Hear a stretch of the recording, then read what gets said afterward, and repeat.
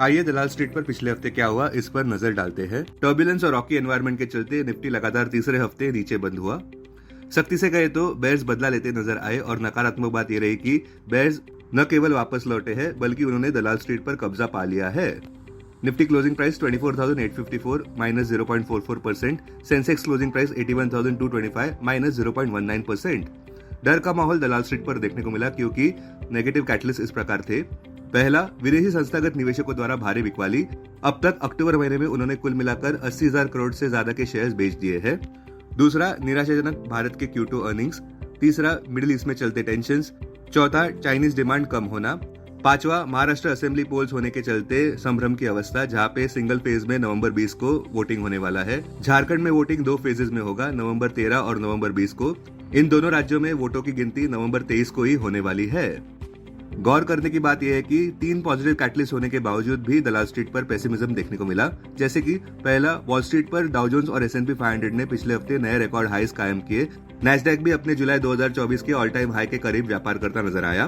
दूसरा, WTI कच्चे तेल के दाम $70 प्रति बैरल के नीचे गिरे पिछले हफ्ते, जब इजरायल ने यह कहा कि वे ईरान के न्यूक्लियर और एनर्जी साइट्स पर हमला नहीं करेंगे। तीसरा, सितंबर महीने के SIP फ्लोज ₹24,509 करोड़ पर देखने को मिले हैं, जो कि अब तक का सर्वोच्च स्तर है। संक्षेप में कहे तो निफ्टी की डाउनसाइड रिस्क 23,900 से 24,300 के बीच देखी जा रही है। निफ्टी का 200 DMA 23,310 मार्क पर।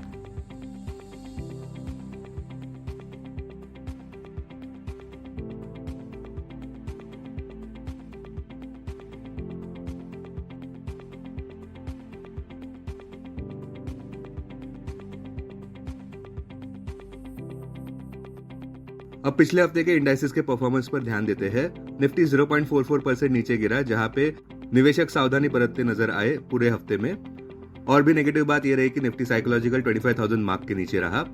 किंतु दूसरी ओर बैंक निफ्टी आउट परफॉर्म कर गया 1.8% हायर।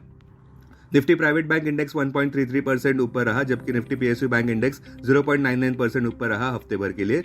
ब्रॉडर मार्केट्स की बात करें तो निफ्टी मिड कैप 100 इंडेक्स 0.36% नीचे रहा, जबकि निफ्टी स्मॉल कैप इंडेक्स 0.36% ऊपर बंद हुआ। बुलिश सेक्टर्स में निफ्टी रियल्टी इंडेक्स 0.64% ऊपर, निफ्टी इंफ्रा इंडेक्स 0.18% ऊपर। वही बेरिश सेक्टर्स में निफ्टी ऑटो इंडेक्स 4.88% नीचे, निफ्टी मेटल इंडेक्स 1.80% नीचे, निफ्टी मीडिया इंडेक्स 1.69% नीचे, निफ्टी FMCG इंडेक्स 1.67% नीचे, Nifty oil and gas index 1.64% नीचे, निफ्टी फार्मा इंडेक्स 0.96% नीचे, निफ्टी एनर्जी 0.75% नीचे, निफ्टी IT इंडेक्स 0.54% नीचे, निफ्टी PSE इंडेक्स 0.34% नीचे। स्टॉक स्पेसिफिक खबरों की बात करें तो Hyundai का IPO 2.37 टाइम्स ओवर सब्सक्राइब हुआ। QIB पोर्शन 7 टाइम्स सब्सक्राइब हुआ। Hyundai मोटर IPO का प्रदर्शन उतना अच्छा नहीं रहा, जहां पे कमजोर ऑटो डिमांड की चिंता नजर आई और ब्रॉडर मार्केट्स में भी वीकनेस नजर आई। दूसरा, जोमेटो के शेयर प्राइस 7% नीचे गिरे ₹255 पर, क्योंकि कंपनी ने अपने फंड रेजिंग प्लान्स अनाउंस किए शुक्रवार 18 अक्टूबर को। तीसरा, माजगांव डॉक शिप बिल्डर्स 7.3% ऊपर बढ़ा ₹4,549 प्रति शेयर पर, जब कंपनी ने यह अनाउंस किया कि उनके बोर्ड ऑफ डायरेक्टर्स मिलने वाले हैं अक्टूबर 22 को स्टॉक स्प्लिट कंसिडर करने के लिए। चौथा, नेस्ले इंडिया 6.45% नीचे गिरा, जब कंपनी ने मिक्स्ड नंबर्स अनाउंस किए सितंबर क्वार्टर के रिजल्ट्स में, जहां पे उनको हाई कमोडिटी प्राइसेस का सामना करना पड़ा और उनके कई सारे ब्रांड्स में सॉफ्टवेयर कंज्यूमर डिमांड देखने को मिली।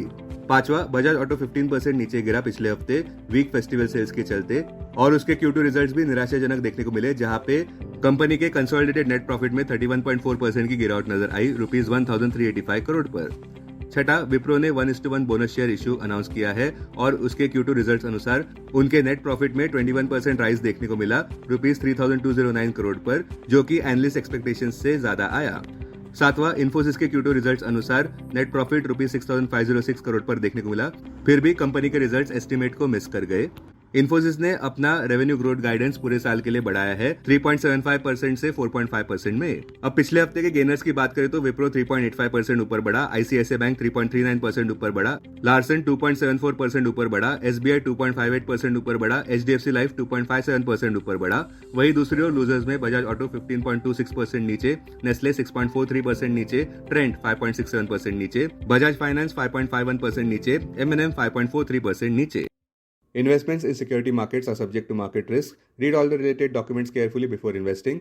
This content is purely for information and educational purpose only and in no way to be considered as an advice or recommendation.